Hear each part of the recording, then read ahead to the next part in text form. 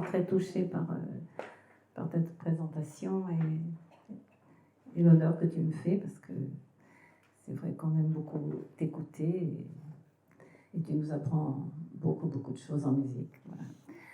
Alors, merci à vous d'être venus et écoutez ce que je vais dire d'Andromaque. Enfin, disons ce que j'ai eu quand Muriel m'a demandé de venir.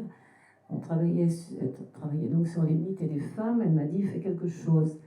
Et une amie musicologue m'a dit, pourquoi tu ne prendrais pas la figure d'Andromaque? Alors j'ai travaillé, et là, ça fait très longtemps, et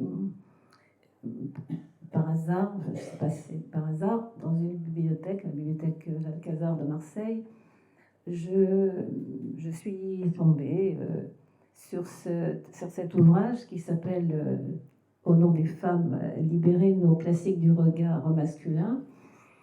Et cette jeune universitaire qui a une quarantaine d'années, qui enseigne à l'université Rogers, quand j'ai lu cet ouvrage, j'ai vraiment eu un choc et j'ai été enchantée par son travail. Elle est spécialiste de Racine, elle est spécialiste de l'Ancien Régime, c'est vraiment quelqu'un de très brillant.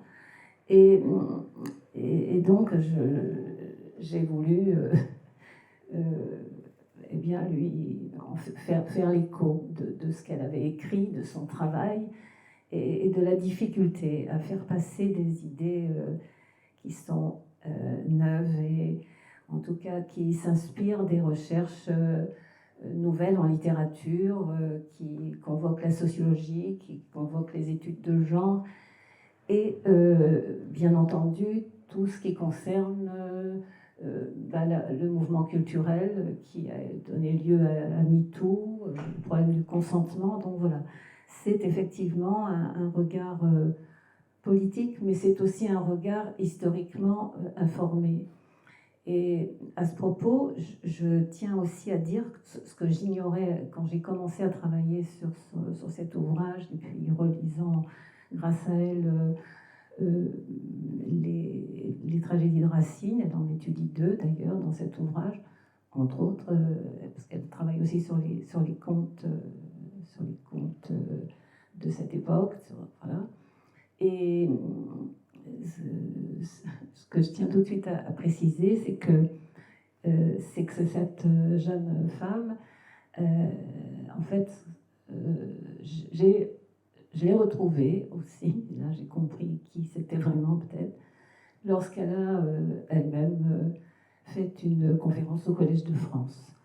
Donc si vous voulez vraiment l'écouter, je vous invite à écouter les temps podcast et bien sûr gratuite.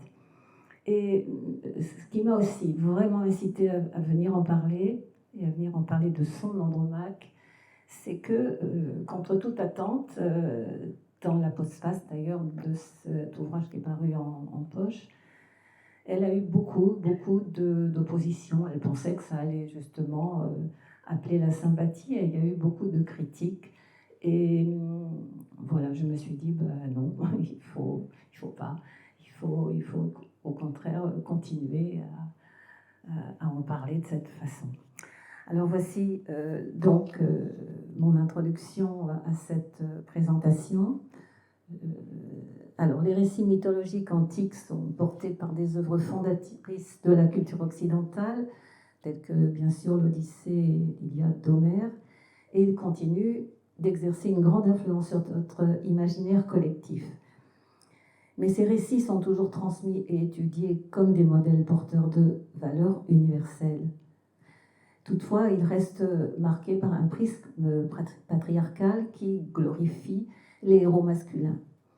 Et même si depuis une quarantaine d'années, nombreuses sont les réécritures, les relectures qui donnent voix à des figures féminines que l'on croyait connaître, même si elles déplacent notre regard pour en proposer une autre lecture, je pense par exemple à la Pénélope de Margaret Atwood, à Circé, à Médée de Christina Wolf, qui est toutes ces relectures ne se conforment pas exactement à la grande histoire écrite par les vainqueurs. Alors, même si l'examen critique de ces textes et de ces œuvres les réévalue, leur donne une voix nouvelle, tout cela a bien du mal à entamer les stéréotypes et les ancrages misogynes. Il n'est par exemple qu'à se souvenir combien certaines figures mythologiques comme les harpies, les furies, les amazones ont toujours la vie dure et illustrent la peur atavique du féminin. Alors c'est dans ce même esprit que cette universitaire et jeune auteure, Jennifer Tamas, qui a une quarantaine d'années, donc spécialiste de l'Ancien Régime et particulièrement de Racine, relit nos classiques où de nombreuses héroïnes connues du grand public méritent aussi d'être interrogées et disent aussi qu'elles ne sont pas soumises et disent aussi leur refus. Mais la difficulté d'entendre leur refus, c'est que la réception donc, ne leur accorde pas exactement la place qu'elles mériteraient, et ce qui évidemment contrebalancerait les destins jusqu'ici subordonnés au masculin.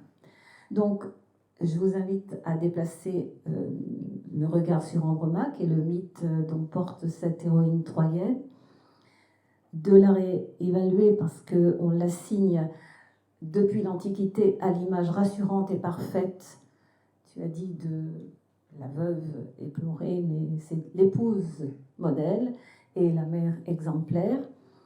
Et c'est elle qui, en fait, celle qui subit ce qu'on pourrait appeler aujourd'hui des impératifs pesants, qui pèsent toujours sur les femmes, mais tacites, c'est-à-dire la perfection conjugale et l'exemplarité maternelle, qui pèsent encore sur bien des femmes.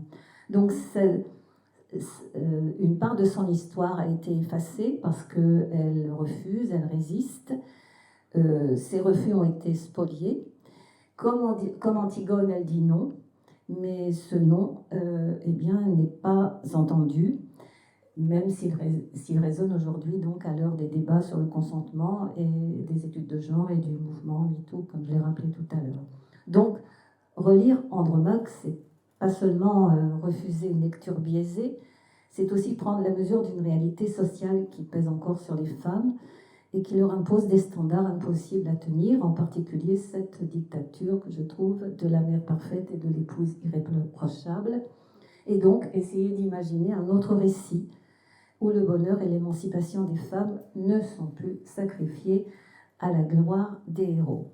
Donc redécouvrir son combat, eh bien, c'est aussi mettre en lumière certains préjugés, certaines croyances, et notamment religieuses, qui ont sédimentarisé et cristallisé son regard et qui nous l'ont finalement donné à travers un regard ce que voulait le masculin et ce qu'il a fait d'elle. Alors, bon, cette introduction, ensuite, je vais rappeler qui est Andromaque. Alors, la première chose, c'est ce qui apparaît ici, c'est bien sûr une Andromaque que j'ai trouvée, que tout le monde peut trouver d'ailleurs.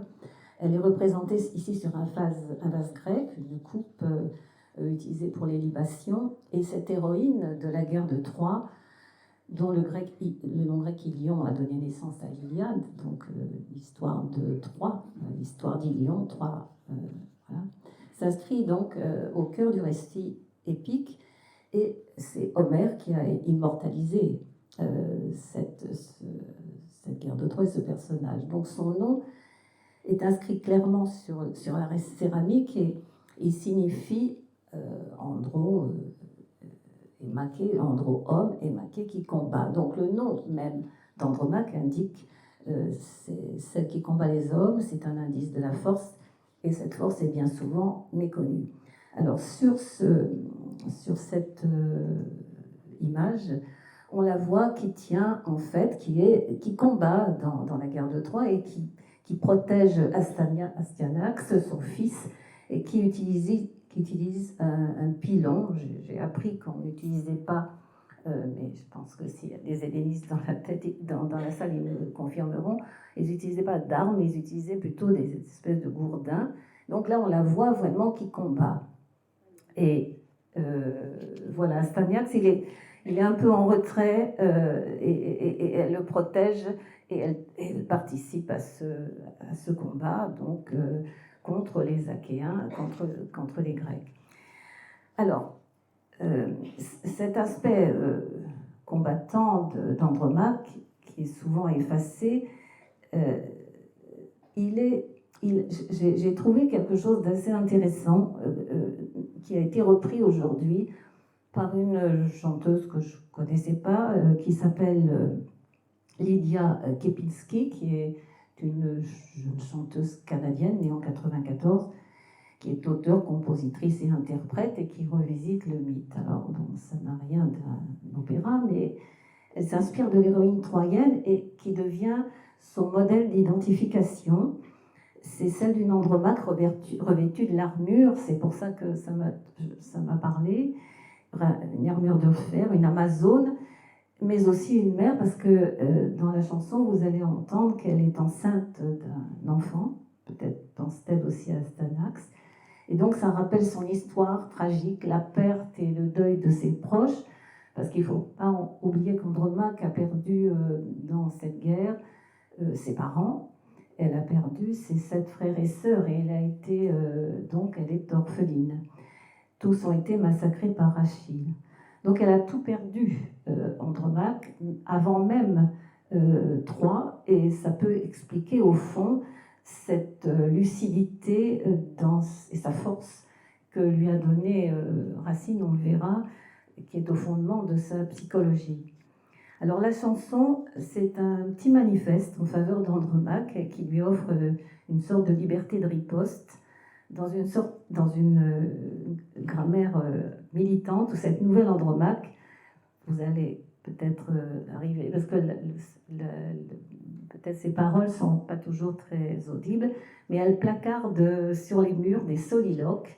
Donc on peut penser à celui qu'Andromaque adresse devant le tombeau d'Hector, son mari, tué pendant la guerre de Troie. Et ce rôle d'Andromaque actif, je tiens à le dire, et je suis ravie, je vais parler de quelqu'un qui va d'un mythologue dont l'épouse est dans la salle, donc je suis ravie qu'elle soit là, parce que ce rôle actif d'Andromaque, je l'ai trouvé, n'est pas anachronique. D'autres réécritures littéraires postérieures à l'Iliade ont également insisté sur sa capacité à agir et à traiter d'égal à égal avec les hommes. Et ces versions la dépeignent comme une femme autonome, dotée d'une réelle influence politique et stratégique, et capable de jouer un rôle déterminant dans la défense de sa cité et dans la maîtrise de son propre destin. Et ce que je suis en train de vous dire là, ce sont des mots qui sont rapportés dans l'ouvrage d'Alain Moreau, Mythe grec, paru aux éditions des Belles Lettres en 2016, où certaines traditions du mythe suggèrent justement qu'Andromaque aurait affronté Héraclès pour protéger Troie. Élevée aux côtés de ses 7 frères, elle aurait pu développer donc des qualités habituellement attribuées aux héros grecs et la rendant apte à accomplir des tâches traditionnellement masculines, comme l'entretien des chevaux d'Hector. Et cet historien, Paul Vatelet, souligne également que Andromaque pouvait exercer un rôle politique influent dans un royaume légendaire, bien que celui-ci, il le dit lui-même, il l'écrit, ait été souvent ignoré dans les récits traditionnels. Voilà pourquoi, quand j'ai écouté, alors je vais vous la faire entendre, là il y a les paroles de la chanson, c'est écrit en petit, donc elle dit « J'entends les rires lointains de mes frères, transportés par les vents. Vous qui êtes unis dans l'errance, revenez, revenez en silence. Vous serez enfin chez vous, comme en une maison qui s'est faite en votre absence. Aujourd'hui, j'ai le cœur en poussière. Demain, j'aurai un enfant dans le ventre. Dans la bouche, un arrière-goût de fer. Dans la main, le poids de non-différence. Voici mes frères, alignés comme des héros. Ils font la queue, rien que pour me voir apparaître. » Dans cette chanson, donc je vais vous la... Voilà, je vais vous... Espérons que je ne me trompe pas. Voilà. Alors c'est un petit peu long à démarrer. Voilà.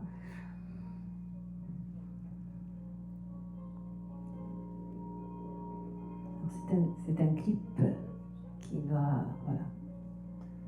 Donc c'est cette... J'entends les rayons éteints de phrases, transportés par les vents, transportés par les mers. Vous qui êtes unis dans les rangs, revenez, revenez en silence.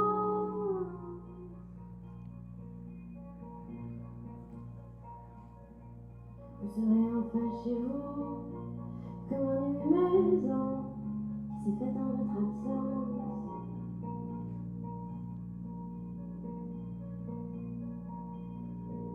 Aujourd'hui, j'ai les cœurs en poussière.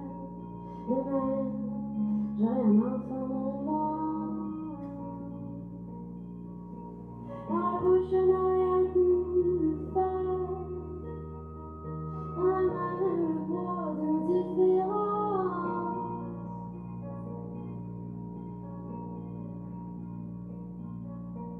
Voici mes frères alignés comme des bêtes. Ils font la queue, rien que pour me voir apparaître. Voici mes frères alignés comme des loups. Ils font la queue, rien que pour me voir à genoux.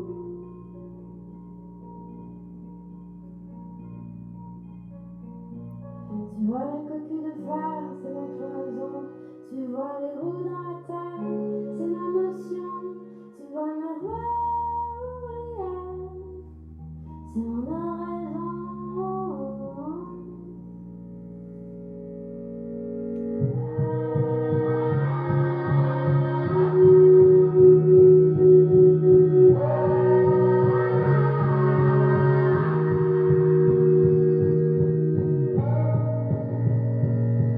J'étais l'ombre parmi les ombres, être parmi les nombres.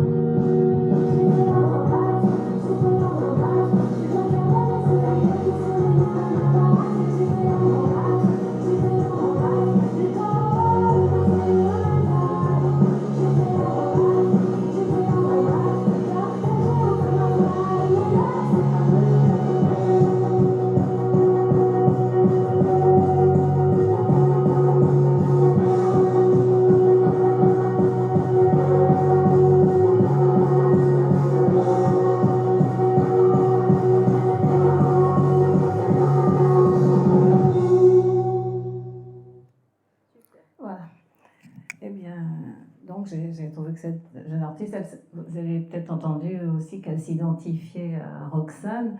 Roxane, c'est l'épouse d'Alexandre le Grand et Racine, c'est sa deuxième pièce consacrée aussi à ce personnage. Donc, voilà. Alors, pour ensuite, parlons de la guerre de Troie. Alors, la guerre de Troie, on va plonger au cœur de ce conflit. Je le rappelle, ce conflit légendaire, donc qui oppose les Achéens, les Grecs aux Troyens, vers 1200 avant Jésus-Christ, donc à l'époque mycénienne. C'est donc bien avant Homère, et à l'origine de cette guerre se trouve, vous le savez, un différend entre déesses, avec Paris, qui est un prince troyen, et qui est pris au cœur d'une querelle impliquant Aphrodite et déesse de l'amour. Alors, voilà, je vous mets cette petite histoire fascinante que... Voilà. L'histoire d'Andromaque prend sa source dans la guerre de Troie. Elle est racontée dans l'Iliade par Homère. Ilion est un autre nom pour désigner Troie. Tout commence avec Paris, le prince de Troie, fils du roi Priam. Un jour, 3 déesses viennent à lui, Héra, Athéna et Aphrodite. Elles se disputent à propos d'une pomme qui doit revenir à la plus belle d'entre elles. En toute naïveté, Paris s'accorde ce prix à Aphrodite. Pour le récompenser, elle lui promet l'amour de la plus belle femme du monde. Or, la plus belle femme du monde est déjà mariée à un roi grec, Ménélas, avec qui elle a une petite fille qui s'appelle Hermione. Mais le sort d'Aphrodite est très puissant. Hélène tombe amoureuse de Paris dès qu'elle le voit. Il l'enlève et l'emmène avec lui à Troie. Ménélas, furieux, demande aux autres rois grecs de l'aider à récupérer sa femme. Il fait venir notamment Agamemnon, le père d'Oreste, et Achille, le père de Pyrrhus. C'est cette deuxième génération qu'on retrouvera dans la pièce de Racine. Alors, disons plutôt que Agamemnon, Oreste, Achille et Pyrrhus et Andromaque appartiennent à la génération postérieure aux divinités de l'Olympe, et donc, et non pas la deuxième comme il a dit, mais enfin, voilà, je trouve que ces indications vous permettent de vous familiariser peut-être avec les noms que l'on va retrouver dans Racine. Voilà, c'est pour ça que je vous ai proposé cette petite vidéo.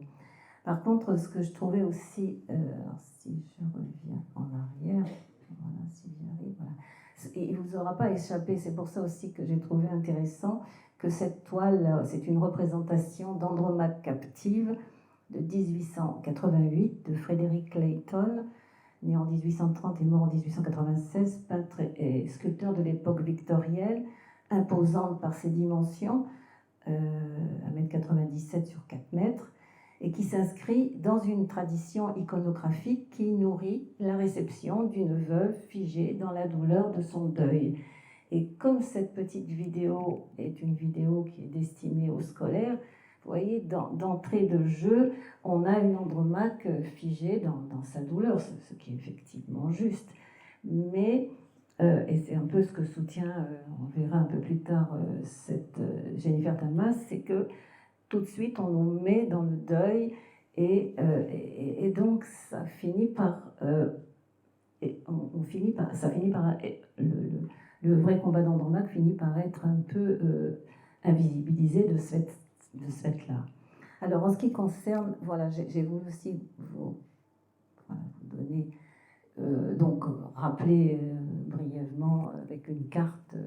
Donc, Butrode, c'est le lieu où on retrouvera d'ailleurs Pyrrhus dans son palais, donc en Épire pour les Grecs, roi d'Épire. C'est là aussi où on trouvera ce personnage de Racine, et puis évidemment Troie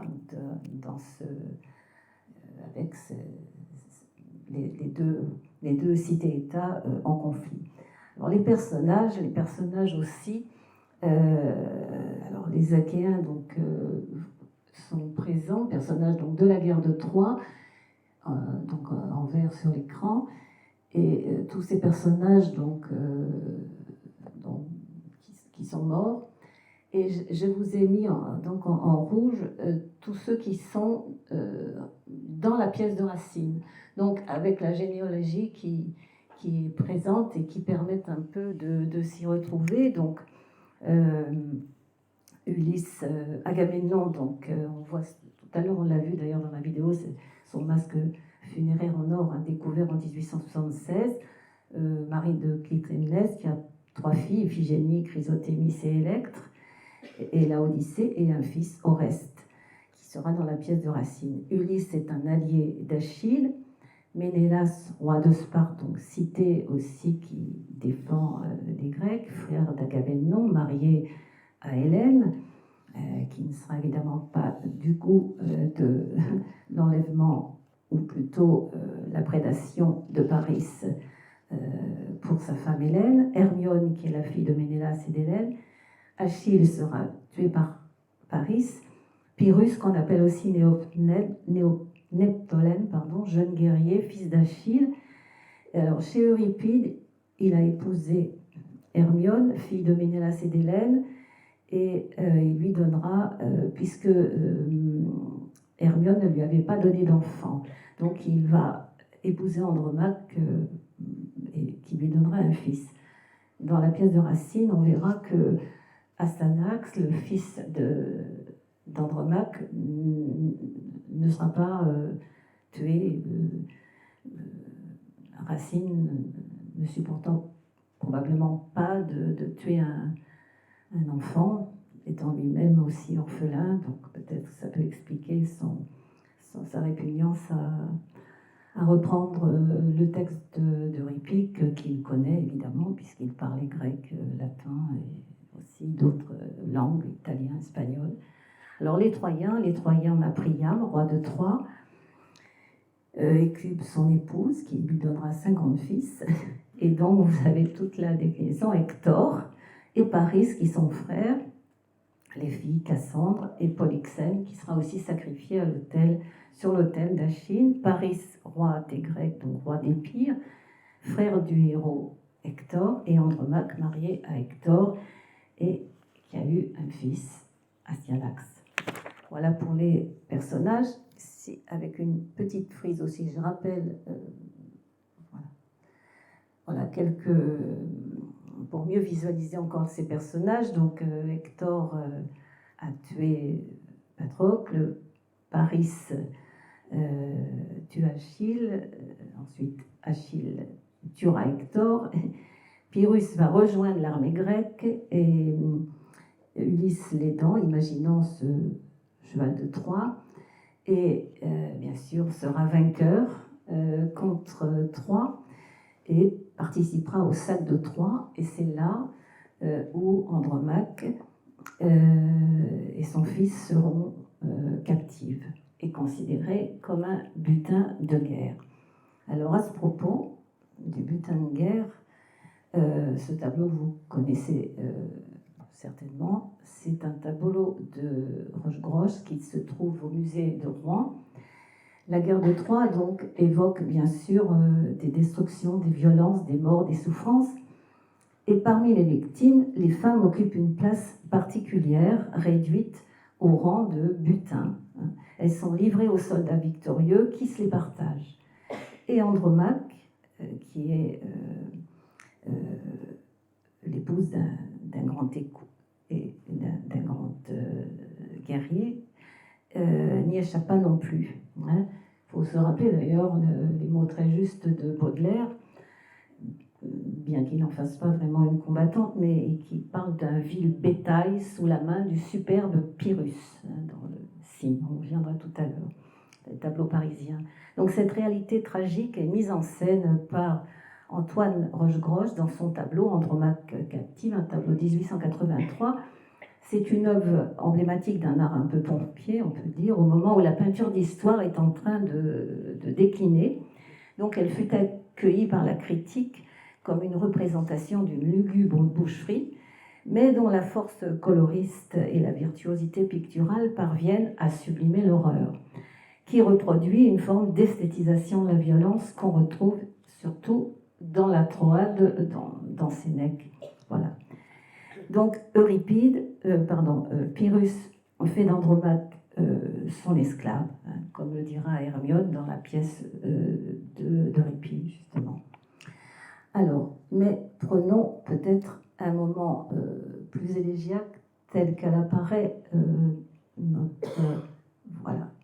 Andromaque, par Homère et par aussi Sappho par Sappho de Mytilène, qui atteste la vision qu'en donnera Homère. Homère, évidemment, a mis en scène Andromaque. C'est une Andromaque qui ne renvoie pas exactement à l'image d'une guerrière. C'est et pas encore des guerrières comme Monica Witting parlera en 1969, mais plutôt une figure porteuse d'un féminin et d'un maternel singulier, tendre, sensible, aimante. Et cette scène de l'Iliade, représentée sur une céramique, est une scène où Hector ôte son casque pour ne pas effrayer son enfant, son fils, avant de le rendre à sa mère. C'est une scène que je trouve émouvante parce que ce rire partagé entre les parents devant la peur enfantine qui humanise le couple et suspend un instant cette tragédie à venir. Je rappelle que le couple antique, puisque Hector et Andromaque s'aiment profondément, il est cimenté par la philia, c'est-à-dire l'affection, le lien d'amour, et la sophronée de l'époux, c'est-à-dire la vertu grecque de la tempérance, de la modération, de la prudence, de la maîtrise de soi et de la fidélité. Ce que Goethe nommera l'éternel féminin. Cette vision du couple idéal et de l'amour profond qui unit Hector et Andromaque, il n'y a pas que Homère qui le signale. Sappho elle-même, la poétesse Sappho, j'ai trouvé un texte récemment qui évoque Hector et Andromaque comme un amour béni des dieux, qui souligne ainsi la singularité de leur relation. Donc c'est un couple présenté comme profondément uni et harmonieux, qu'on retrouvera d'ailleurs dans la pièce de Racine. Mon Hector, c'est vraiment... C'est un amour très, très, très sincère, très profond. Alors, voilà. Ça c'était le texte que j'avais trouvé qui était de Sappho, fille d'une riche famille aristocratique, donc d'ascendance troyenne. Sappho donc lutte à Mycène contre l'émergence de la tyrannie, et sous bien des aspects, sa vie fut une tragédie en raison de son engagement politique aux côtés de son compatriote, le poète Alcée. Voilà, la 10e muse fut même condamnée à l'exil. Et dans ce qu'elle dit d'Andromaque, voilà, ainsi ils célébrèrent tous l'union de ce couple à l'égal des dieux, Hector et Andromaque. Donc Sappho du 7e siècle, 6e siècle avant Jésus-Christ. Voilà. Donc ça c'est un texte qui m'a semblé très, très beau et que j'ai voulu reprendre et vous en parler. Voilà pour la belle figure d'Andromaque. Voilà, avant de passer à l'Andromaque de Racine, je voudrais quand même dire que Andromaque ne fait pas pour autant demeurer Andromaque dans son foyer. Et à titre indicatif, dès le chant 6, Andromaque est venu rejoindre Hector, qui est sur le point d'affronter Achille dans un duel inégal qui ne lui laisse que peu d'espoir de survie, malgré la protection de son bouclier d'airain. Andromaque se rend sur les remparts de Troie, précisément aux portes C, c'est-à-dire ce point de passage stratégique entre la ville assiégée et le camp grec, où Achille aura la ruse d'Achille aura l'idée d'introduire le cheval de Troie. Cette implication active peut se lire aussi chez Pascal Quignard dans ses petits traités, où il la décrit, où il réécrit en quelque sorte ce passage aussi d'Homère. Il a décrit fuyant sa maison en pleine guerre, courant vers les remparts pour retrouver Hector. Donc c'est une présence à cet endroit qui revêt une portée symbolique très forte, à une époque quand même où l'espace des femmes se limite à la sphère du privé et du foyer. Mais surtout aussi chez Homère, autre chose très importante, Andromaque prend l'initiative de parler et tente de convaincre Hector de renoncer au combat. Hector, tu es pour moi un père, une mère vénérable, un frère, un époux plein de jeunesse. Aie pitié, reste sur cette tour, ne fais point ton fils un orphelin et ta femme veuve. Donc voilà pour citation de l'Iliade au chant 6. Elle anticipe le malheur qui frappera leur fils et elle-même. Elle donne des conseils militaires à Hector. Elle oppose donc un contre-discours au système héroïque fondé sur la bravoure guerrière. Et autre prise de parole, à mon sens très importante, c'est qu'après la mort d'Hector, donc au chant 28, toujours chez Homère, lors des funérailles, Andromaque prendra à nouveau la parole en public et cette fois devant les Troyennes rassemblées. C'est une intervention rare et remarquable qui est loin d'être une simple lamentation. Son discours est long, il est structuré, il est empreint de lucidité sur la situation et l'avenir de son fils et la cruauté de la guerre. Elle exprime une douleur intime, mais aussi c'est une mémoire vive et lucide, puisqu'elle s'adresse donc à une assemblée de femmes. Donc, chez Homère, Andromaque incarne une figure féminine forte dans un monde gouverné par la guerre et les hommes. Elle s'exprime avec dignité. Sa parole est profondément humaine et ne se réduit pas au chagrin conjugal d'une veuve éplorée dans lequel on a souvent voulu tenter de l'enfermer. Sa plainte déborde le cadre domestique. Sa douleur personnelle devient une voix prophétique d'un désastre collectif.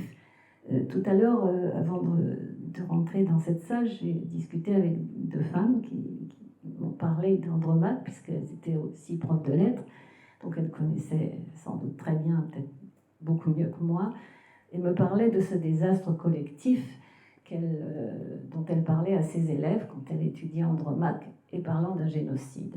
Ben oui, c'est ça. Cette puissance oratoire donc d'Andromaque, dans ce monde voilà, génocidaire qu'elle vit, eh bien sûr, cette puissance oratoire trouvera un écho, un prolongement dans la tragédie de Racine. Alors, j'en viens à Racine, l'Andromaque vue par Racine, qui est celle surtout dont parle Jennifer Tamas, mais qui tisse quand même évidemment un lien entre Homère et Racine. Inspiré donc des auteurs antiques, d'Homère bien sûr, de l'Iliade, de Sénèque, d'Euripide, Andromaque et aussi de Virgile, de l'Énéide. Donc un petit rappel sur la pièce, là ce sont j'ai mis deux actrices, Mademoiselle du Parc, qui sera à l'origine du rôle d'Andromaque, comme vous le savez certainement, et à qui Racine avait destiné ce rôle, et qui malheureusement mourra juste un an après. Donc sans doute empoisonné, ou alors peut-être d'un avortement, on ne sait pas exactement, Racine ayant même été soupçonné de l'avoir empoisonné. Non. En fait, on l'avait confondu avec une autre Mademoiselle du Parc, et Sarah Bernard, qui est une des figures aussi majeures d'Andromaque. Donc, pour revenir à l'action de la pièce, comme je vous disais, ça se déroule évidemment après la guerre de Troie, en Épire, comme je vous l'ai montré tout à l'heure sur le plan, une cité-État grecque qui est dirigée par Pyrrhus. Hector a été tué, donc le mari d'Andromaque a été tué par Achille, qui est aussi le père de Pyrrhus, et Andromaque est désormais captive avec son fils. Et elle est retenue par Pyrrhus. Les Grecs redoutent la vengeance de ce descendant de Troie, qui est Astyanax, quand il atteindra l'âge adulte. Donc, ils sont venus réclamer par la bouche d'Oreste sa mort. Ils la réclament à Pyrrhus. Oreste est mandaté pour cette mission et il vient donc réclamer l'enfant. Mais Pyrrhus, vous le savez sûrement aussi, est tombé sous le charme de cette princesse, qui n'est pas n'importe quelle femme, puisque c'est l'épouse d'un guerrier remarquable. Et on a vu son degré d'agentilité, donc c'est une femme qui séduit, qui est désirable, et à défaut d'être désirante, et donc il est tombé amoureux d'Andromaque. Et il refuse de livrer cet enfant. Et dans le même temps, il repousse évidemment sa fiancée, Hermione, qui est furieuse d'être écartée au profit d'une rivale troyenne. Oreste est principalement, il faut le dire, venu pour Hermione qu'il aime passionnément aussi et qu'il espère convaincre de l'épouser. Mais Hermione est amoureuse de Pyrrhus et n'a aucune intention de se laisser séduire. Et elle décide d'utiliser Oreste à ses fins. S'ensuivent alors des destins individuels bouleversés et une histoire collective malmenée qui mène inévitablement à un dénouement conforme à la structure d'une tragédie en 5 actes. Oreste va donc tuer Pyrrhus, pensant prouver son amour à Hermione. Celle-ci, qui aimait Pyrrhus, espérait un changement de sa part, va se donner la mort. Et Oreste, qui croyait agir par amour, va sombrer dans la folie. Quant à Andromaque, toutes ces circonstances, évidemment, sont des événements en sa faveur. Elle est sortie victorieuse de cette crise politique qu'elle avait quand même, dont elle avait contribué à déclencher. Mais elle va être contrainte d'épouser Pyrrhus pour sauver la vie de son fils. Et elle va hériter d'un pouvoir qui la place reine d'Épire, doublement reine par son origine en tant que reine de Troie, puis reine d'Épire par son mariage avec Pyrrhus. Elle fondera un peu plus tard une nouvelle Troie à Butrote, symbolisant ainsi le renouveau de sa lignée. Donc, en fin de compte, la pièce de Racine célèbre, tant sur le plan personnel et familial que politique, le triomphe d'Andromaque. Alors, je vais donc, je vous avais dit tout à l'heure que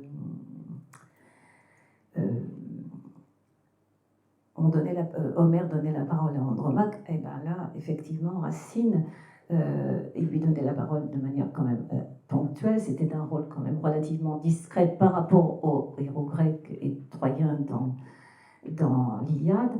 Et cette voix est amplifiée chez Racine. Alors je vous propose de la retrouver. C'est la mise en scène de Muriel Mayette-Holz de 2010 à la salle Richelieu à la Comédie Française.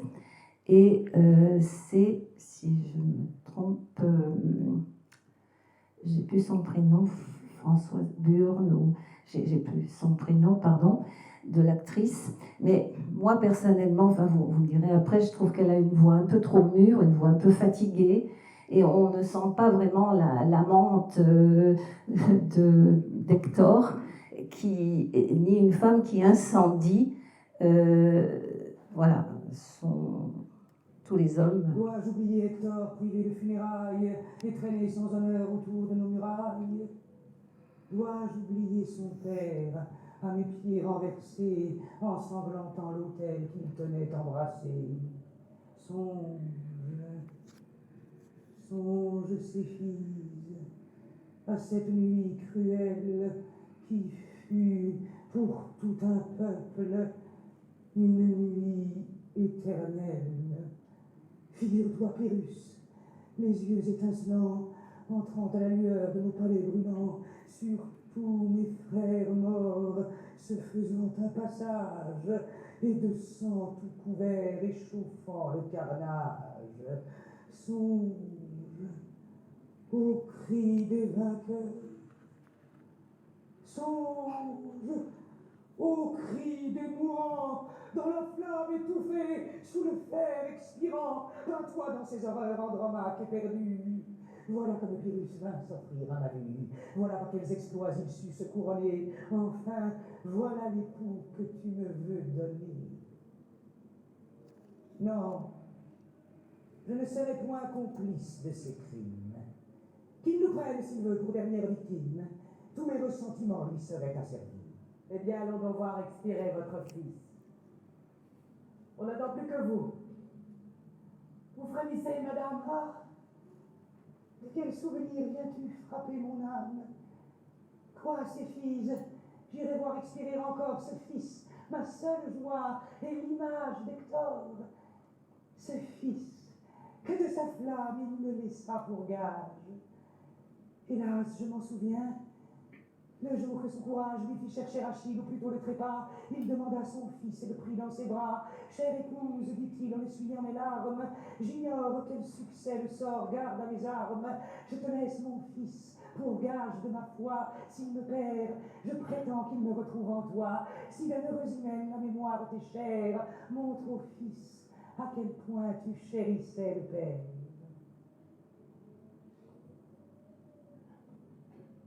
Et je puis voir répandre un sang si précieux. Et je laisse avec lui périr tous ses aïeux.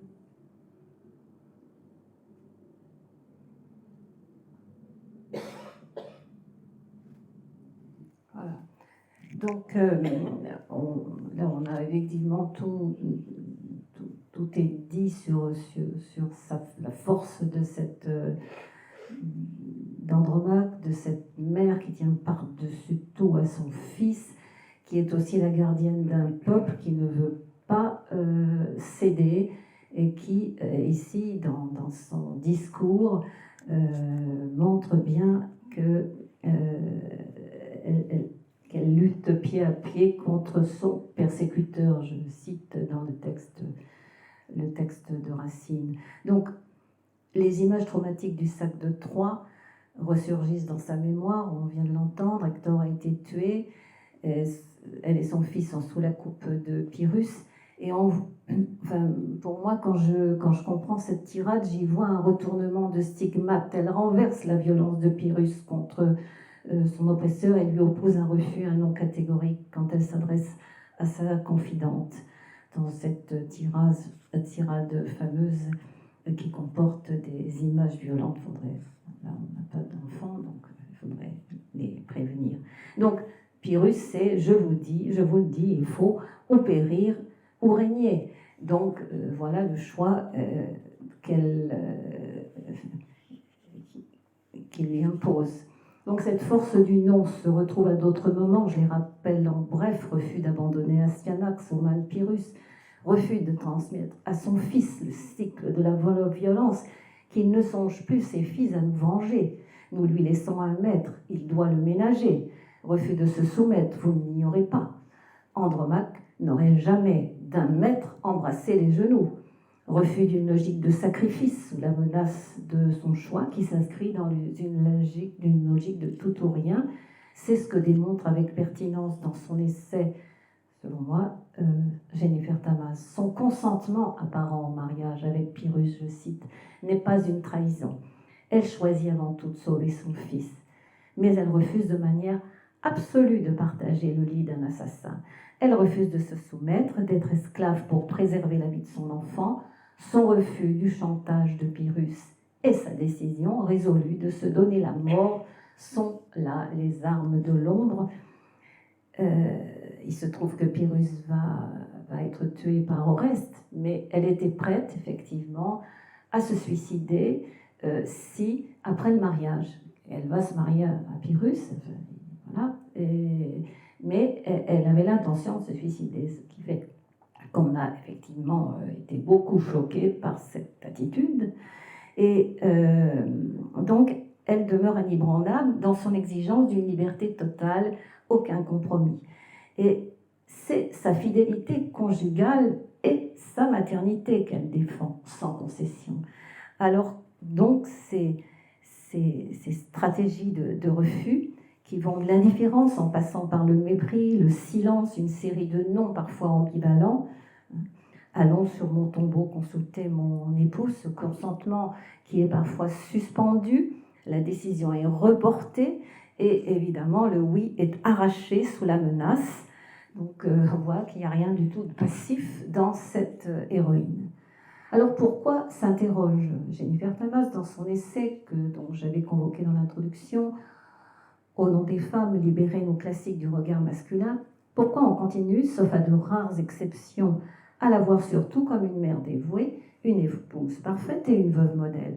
Comme si ces noms, dit-elle, ces refus semblaient avoir été coupés au montage de l'histoire littéraire et de sa réception, ironisera aussi Marie-Baptiste de Souza, une collègue qui est universitaire en France cette fois-ci, et parce que le nom, qu'il soit un adverbe de négation ou un adjectif, le nom n'appartient à aucune catégorie de genre. Donc, quand on dit non, c'est non.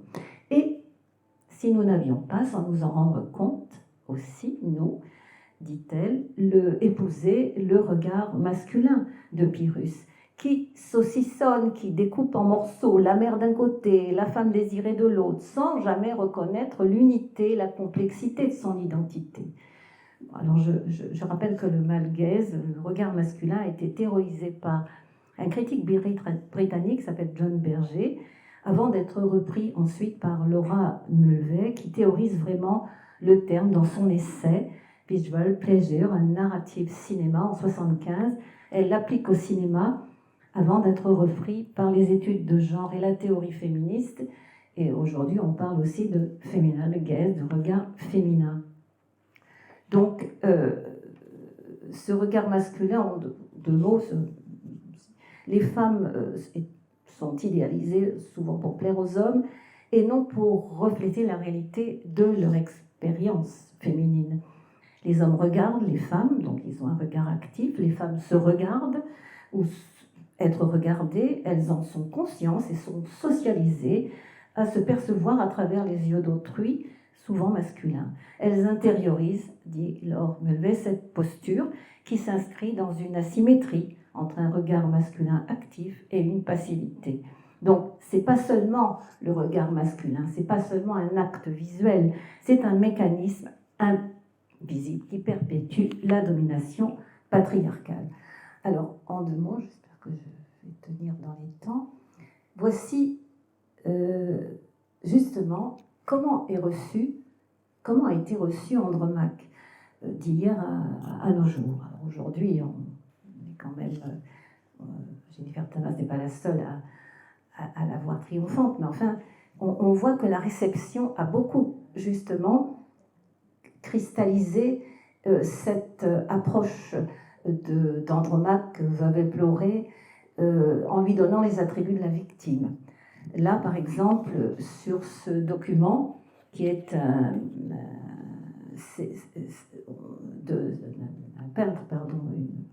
tableau de Sébastien Bourdon, 1616-1671, où Ulysse découvre Astyanax caché dans le tombeau d'Hector. Oui, parce que c'est légèrement évoqué dans Andromaque. Effectivement, elle a essayé de le protéger, et donc sa ruse aussi est même plus forte que celle d'Ulysse. Bon, malheureusement, dans les pièces que ne reprend pas Racine, Astyanax sera découvert et tué. Donc là, vous avez une figure d'Andromaque qui supplie devant Ulysse, la figure de la Mater Dolorosa, suppliante devant Ulysse, qui s'incline devant lui, qu'il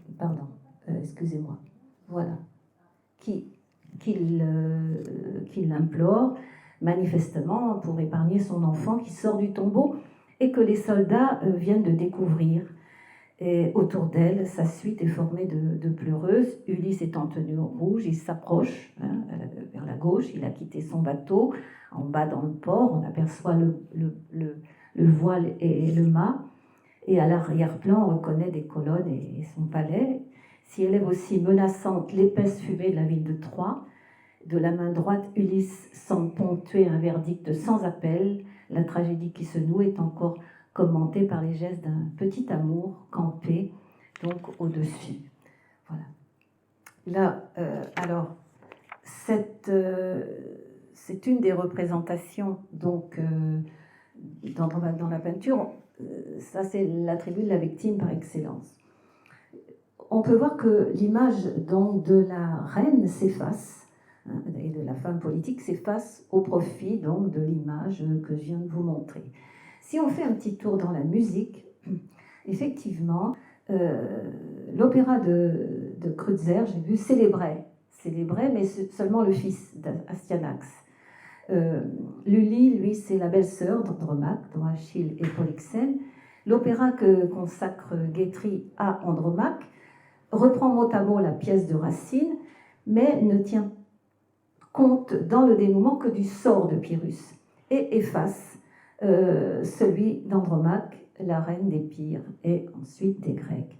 Berlioz, dans Les Troyennes, dans son opéra, en fait un personnage muet, ainsi qu'Astyanax. Donc elle est réduite à une utilité, pas même un rôle, enfin les deux. Et Camille Saint-Saëns, en 1903, compose une musique de scène pour Andromaque qu'il dédie à Sarah Bernal, alors qu'elle est en train de tenir le rôle d'Hermione, mais elle jouera aussi Andromaque. Donc les compositeurs que j'ai cités semblent en tout cas s'intéresser davantage au sort des héros de la guerre de Troie, qu'il s'agisse de Pyrrhus, qu'il s'agisse de Diomède, d'Ajax ou d'Achille. La littérature, c'est un peu la même chose, perçue comme une figure de veuve au XVIIe, c'est une femme qui est définie par le manque et la perte de son mari. Madame Sévigné n'apprécie pas du tout cette veuve, elle ironise sur la pièce, j'ai tout de même versé 6 larmes. Bref, elle la voit surtout comme une pleureuse, ennuyée de malheur. Voilà. Donc, les critiques de l'époque de Racine vont estimer même que, ma foi, son deuil est vraiment ostentatoire. Des pleurs qui vont au-delà de ce qui est permis comme acceptable, pleurer encore, ça va, mais plus d'un an, la mort d'un époux, c'est trop. Donc on voit en elle un personnage invraisemblable. Comment imaginer une femme qui ne cesse de pleurer sans interruption ? À l'inverse, on va retenir contre elle sa fureur, comme je vous ai montré, comme je vous ai fait entendre tout à l'heure. Sa fureur dérange, parce que, en particulier, dans sa figure, dans son souvenir d'Hector. Au XVIIIe siècle, alors là, l'appropriation d'Andromaque par divers courants de pensée exalte dans le drame bourgeois la figure maternelle et conjugale. Ça contribue à l'idéalisation surtout de la femme au foyer. Jean-Jacques Rousseau, dans cette logique, dans l'Émile, écrit que la femme est faite pour céder à l'homme et pour supporter même son injustice. Donc il assigne aux femmes un rôle passif et domestique, prolongeant l'idée d'une complémentarité inégalitaire, chacun à sa place, mais l'homme conserve sa supériorité. Donc ces stéréotypes passablement misogynes n'ont malheureusement pas tout à fait disparu dans les mentalités collectives. Je crois que le plus brillant, si je me permets, dans cette histoire, c'est Chateaubriand, dans le génie du christianisme, et plus précisément au chapitre 6 intitulé « La mère », Andromaque. Il fait d'elle un modèle de vertu évangélique et chrétienne. Donc la misogynie se redéploie dans des formes nouvelles pour entrer les femmes dans un modèle de sainteté aussi normatif que patriarcal. Charles Baudelaire, dans un magnifique poème dont j'ai tout à l'heure cité un vers, pas un vers, pardon, oui, un vers, qui est le cygne, fait d'Andromaque, fait d'Andromaque une figure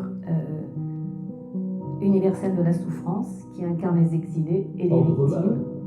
Je pense à vous, ce petit fleuve, pauvre et triste miroir, où jadis resplendit l'immense majesté de vos douleurs de veuve, ce Simoïs menteur, qui par vos pleurs grandit, a fécondé soudain ma mémoire fertile. Comme je traversais le nouveau carrousel.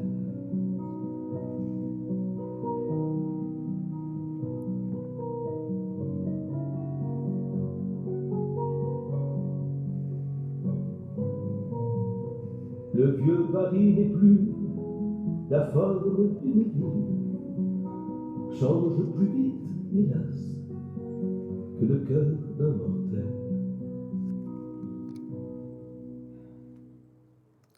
c'était interprété par Georges Selon. Il a mis en musique ce poème de Baudelaire en 2008. Donc on voit que Andromaque, qui évidemment est au milieu des ruines, donc symbolise la douleur des exilés et des victimes de guerre. Mais ça reste tout de même l'image de la captive, même si le poème est magnifique, et du butin de guerre qui l'emporte, hein, et non pas la résistante et la stratège qui a réussi à tout faire pour sauver son fils et préserver la mémoire de son peuple. Voilà. Oui, juste un mot, parce que ce signe et le poème, en fait, je ne sais pas si c'était marqué, oui, c'est à Victor Hugo, parce que Victor Hugo était en exil et c'est destiné à penser aussi à l'exil de Victor Hugo. Voilà. Alors, dans les réécritures contemporaines du mythe, on retrouve aussi... Alors, oui, je vous ai quand même... Pardon. Voilà. Alors, là, c'est toujours la mère protectrice. Vous en avez beaucoup ici, dans ces tableaux. Je vais passer assez vite. Vous voyez toujours, elle est toujours très représentée, donc entourant son enfant. Voilà. À l'opéra, bon, je ne vous ai pas mis... je crois que c'est des extraits de... Oui, c'est l'Hermione de Rossini, et donc Andromaque doit apparaître et elle protège aussi son enfant. Et là, dans une représentation c'est celle de mise en scène de Guitry, là aussi, elle protège son fils, mais elle a une allure de souveraine, de reine et souveraine. Je ne vous ai pas montré non plus, je passe, voilà, la veuve inconsolable, alors là, pardon, vous avez, voilà, ce magnifique portrait, cette estampe, voilà. Là aussi, elle pleure, alors là, son sein s'en chargé de lait, donc il y a une représentation aussi assez sensuelle d'Andromaque qui pleure. Alors, qui pleure-t-elle? Bon, visiblement, elle est appuyée sur le tombeau d'Hector. C'est simple, plein de lait. Là aussi, c'est Hermione et Andromaque avec son urne funéraire. Et celle-ci, je l'aime particulièrement parce que c'est une Andromaque aussi qui pleure, qui est éplorée, devant un époux, je ne sais pas si vous voyez bien, mais c'est quand même un très beau jeune homme, voilà, et visiblement, je ne sais pas si c'est son enfant, voilà, donc, ou si c'est cet homme qu'elle regrette en tant que son mari, mais son amante, parce que leur couple, je vous ai dit, était un couple tout à fait soudé. Et donc, dans ce tableau, voilà, il y a effectivement une apparence de christique, mais le Christ ici est représenté quand même comme un bel amant jeune. Et voilà. Donc, c'est intéressant sur ce plan. Dans les réécritures contemporaines du mythe, on va aussi donner une image fragmentée d'Andromaque. Elle n'a pas vraiment la puissance qu'elle donne chez Racine. Chez, par exemple, Jean Giraudot, vous connaissez peut-être dans La guerre de Troie n'aura pas lieu, c'est une femme engagée, mais qui finira violentée et exclue du pouvoir. Alors, chez Michel Serres, qui a été le directeur de thèse, le jury de thèse de Jennifer Tamas, avec lequel, sur ce plan, elle n'était pas du tout d'accord. Michel Serres n'apprécie pas du tout Andromaque, il la voit comme une araignée, comme une veuve noire qui dévore ses proies. Et à ce propos, voilà, dans un essai récent consacré à Michel Serres, il est question de Jennifer Tamas, qui justement évoque elle-même son rapport à Michel Serres, qu'elle apprécie particulièrement. D'ailleurs, si vous trouvez, il y a quelques entretiens qui sont en ligne, le Révert, c'est son mentor. Il a consacré d'ailleurs un livre, il a dédicacé ainsi qu'à 3 de ses collègues un de ses livres. Et elle dit ceci, elle perçoit, donc c'est François Doss, l'historien, qui vient de rédiger une biographie de Michel Serres, qui s'appelle La joie de savoir. Donc Jennifer Tamas perçoit bien dans l'angle mort que constitue chez Michel Serres le rapport aux politiques. On est en pleine campagne pour Obama, grand moment de rupture dans la vie politique américaine, qui conduit un homme politique soit à la Maison Blanche, le soir à la Maison Blanche. Jennifer Tamas a partagé le souffle d'enthousiasme du peuple américain en s'étonnant de l'indifférence de Michel Serres. J'ai été choquée quand il y a eu la campagne pour Obama. Pour moi, c'était extraordinaire, cet espoir. Ma mère m'écrivait, me demandait si la face de la Terre allait changer. Et Michel Serres était particulièrement froid. Il voyait cela comme de la simple agitation. Et cela m'énervait. Beaucoup plus tard, donc, Jennifer Tamas démontre que ce que l'on prend pour du consentement ou de la passivité des femmes masque en fait des résistances, des désobéissances à l'égard des injonctions masculines. Et donc, elle va sélectionner dans la littérature et à différentes époques, et elle s'attache donc au cas d'Andromaque, présentée comme l'héroïne du ni oui ni non, à la manière de Bartleby d'Herman Melville. Elle revient à cette occasion de manière critique sur la représentation que va donner Michel Serres de la veuve noire. Michel Serres voue une détestation profonde au personnage d'Andromaque. Selon le philosophe, elle ne se conduit pas en mère. Le simple fait qu'elle hésite à se sacrifier pour son enfant et parvienne même à envisager sa mort prouve qu'elle fait peu de cas pour lui.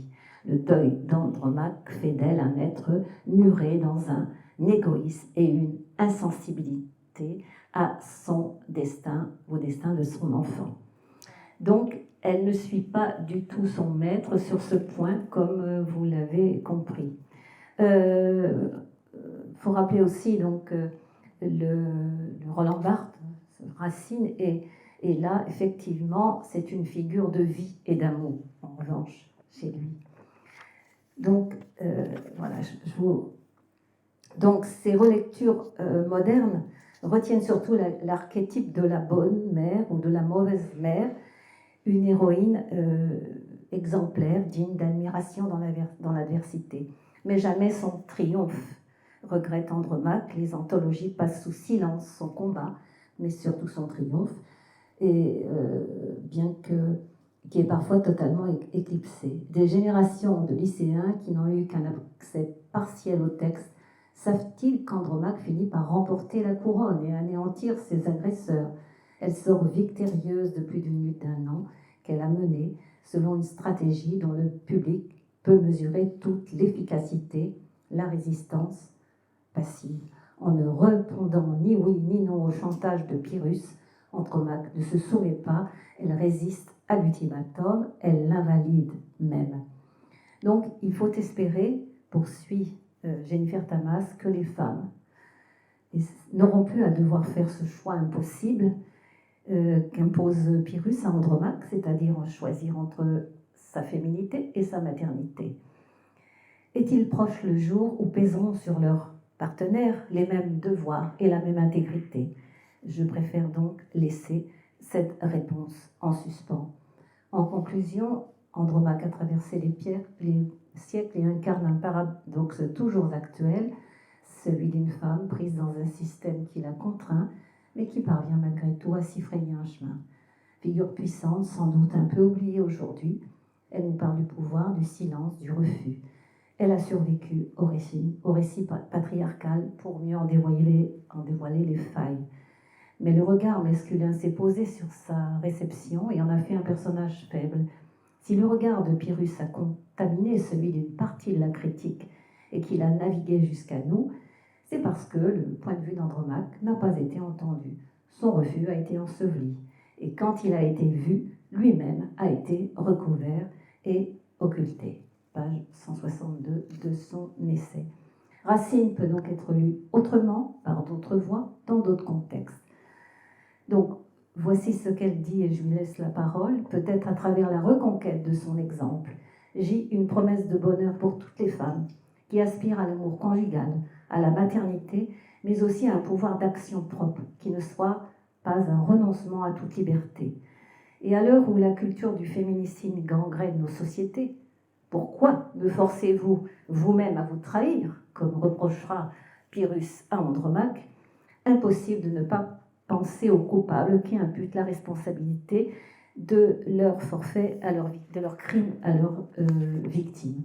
Impossible de ne pas penser aux coupables de ces crimes quand on entend Pyrrhus s'adresser à Andromaque. Pourquoi me forcez-vous vous-même à vous trahir? Et qui en viennent donc à imputer cette responsabilité à leurs victimes.